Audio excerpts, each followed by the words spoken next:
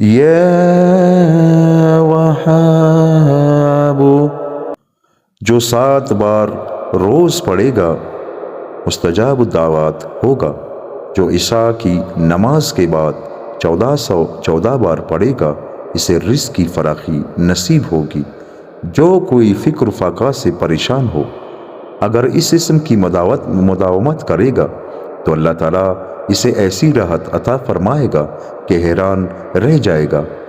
جو چاشت کی نماز کے بعد سجدے کی آیت پڑھ کر سجدے میں سر رکھ کر 7 بار یا وہاب پڑھے گا مخلوق سے بے پرواہ ہو جائے گا۔